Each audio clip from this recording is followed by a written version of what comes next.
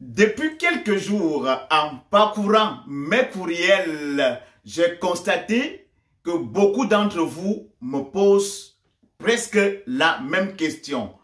Celle de savoir, est-ce que tout le monde est admissible à présenter un permis de travail au Canada?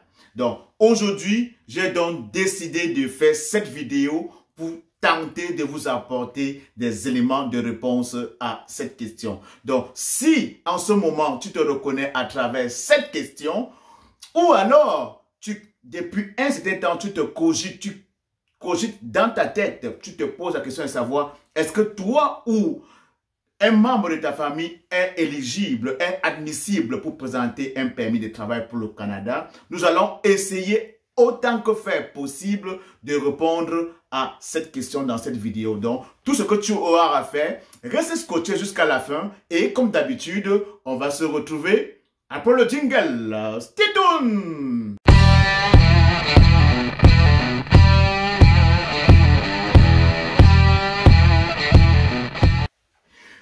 Coucou mes futurs Canadiens, une fois de plus, très content de te retrouver en cette journée enneigée. Donc aujourd'hui, nous sommes à la veille de la première véritable tempête hivernale pour l'année 2023. Donc d'aujourd'hui à demain, les météorologues nous ont promis, nous ont garanti qu'on recevra environ 30 cm de neige. Mais ce n'est pas la fin du monde. Donc, si tu arrives sur cette chaîne pour la première fois, je me dois de me présenter. Mon nom à moi, c'est Elvis Marcelin, communément appelé par les amis Bobis Mako, le maestro. Si tu ne connais pas mon histoire, j'ai immigré ici au Canada et en particulier au Québec il y a un peu plus de 10 ans. J'ai immigré ici comme travailleur qualifié, comme résident permanent ou encore comme immigrant reçu il y a un peu plus de 10 ans. Et aujourd'hui, je suis citoyen canadien il y a un peu plus de 6 ans. J'ai créé la chaîne Pension Business et Immigration pour t'aider, toi futur Canadien, à mettre sur pied, à réaliser ton progrès d'immigration par toi-même. À travers mes vidéos, à travers mes conseils, à travers mon coaching également, il y en a plusieurs qui ont déjà réalisé ou alors qui sont sur le point de réaliser leur rêve canadien. Donc, si c'est quelque chose qui t'intéresse, tu sais ce que tu as à faire, tu commences à t'habituer, mets pause sur la vidéo et on va se retrouver immédiatement après. Maintenant que tu l'as fait, comme je l'ai dit à l'introduction, à travers cette vidéo, on va donner des éléments de réponse à la question de savoir est-ce que tout le monde est admissible à présenter un permis de travail pour le Canada. En quelque sorte, quelles sont les exigences d'admissibilité en matière de permis de travail pour le Canada, peu importe l'endroit où tu te trouves dans le monde entier. Pour le premier critère, ou bien pour la première exigence d'admissibilité, c'est tout simplement que toi, tu vas te présenter devant l'agent d'immigration. Il va falloir que tu sois capable de lui présenter les documents qui vont le convaincre, qui vont prouver que à la fin, quand tu viendras au Canada, à la fin de ton travail, à la fin de ta mission, tu vas retourner dans ton pays d'origine. Autrement dit, être capable de prouver, de convaincre l'agent d'immigration que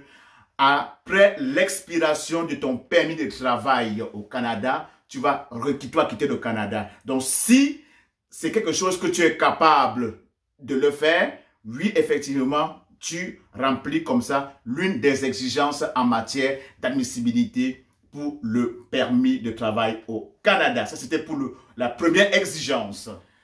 Pour la deuxième exigence en matière d'admissibilité pour le permis de travail au Canada, il va falloir que tu sois capable de prouver que tu peux subvenir, que tu es capable, que tu as suffisamment d'argent pour retourner dans ton pays, subvenir à tes propres besoins et aux besoins des membres de ta famille pendant ton séjour au Canada. Pour ce qui est du troisième exigence, c'est bien évidemment, c'est comme dans tous les pays dans le monde entier, il va falloir que tu aies un casier judiciaire vierge. Ici, ils appellent un certificat de police et dans nos différents pays africains, c'est un extrait de casier judiciaire. Donc, il va falloir que tu n'aies pas un dossier criminel. Donc, si en ce moment, tu as un casier, tu as un dossier criminel dans ton casier judiciaire, malheureusement pour toi, tu n'es pas admissible à présenter un permis de travail pour le Canada. Donc, c'est quelque chose qu'il faudrait vraiment faire attention à cela pour ne pas non seulement perdre ton temps, mais également perdre ton argent au cas où tu as un dossier criminel. Ça, c'était pour la troisième exigence d'admissibilité.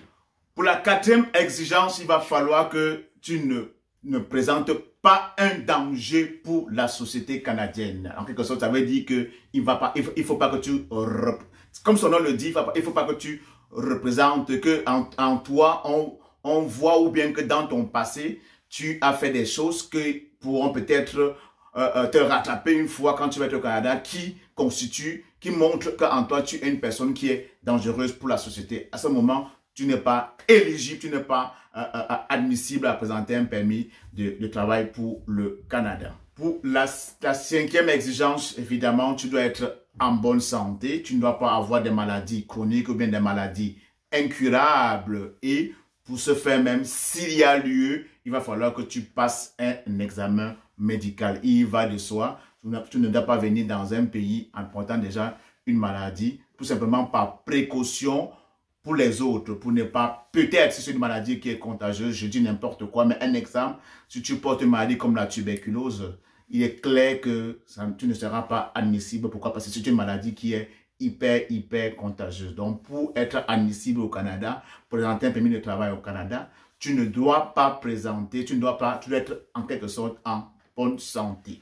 Pour la sixième exigence, tu ne dois pas avoir l'intention de travailler sur une base régulière pour les employeurs qui exercent ou qui ouvrent dans le domaine des danseuses nues, de massage érotique et bien j'en passe. Donc, si tu as l'intention de t'installer au Canada pour travailler et que tu cibles ce type d'employeur, tiens-toi tranquille, futur Canadien, tu n'es pas admissible. Donc, sur ce, je mets fin comme ça aux différents critères. Il y en a plusieurs. Et comme d'habitude, je te laisserai le lien de tous ces critères, toutes ces exigences d'admissibilité dans la barre de description. Tu auras le temps d'aller visiter. Donc, j'espère que j'ai quand même donné une idée générale, une idée globale des exigences à remplir ou bien des conditions à remplir si tu veux présenter un permis de travail pour le Canada. Donc, si en ce moment tu as d'autres questions en ce qui concerne le permis de travail pour le Canada, n'hésite pas, laisse-nous-les en commentaire et comme d'habitude, on fera une vidéo comme celle, on fera de cela l'objet d'une de nos prochaines vidéos comme celle-ci. Et en retour, pour nous remercier du contenu riche, varié, qui devient de plus en plus lourd et qui sera de plus en plus lourd durant cette année 2023, tu sais ce que tu as à faire. Abonne-toi, like, partage, surtout clique sur la cloche de notification pour ne manquer aucune de nos nombreuses vidéos. On se retrouve à très bientôt. Ciao!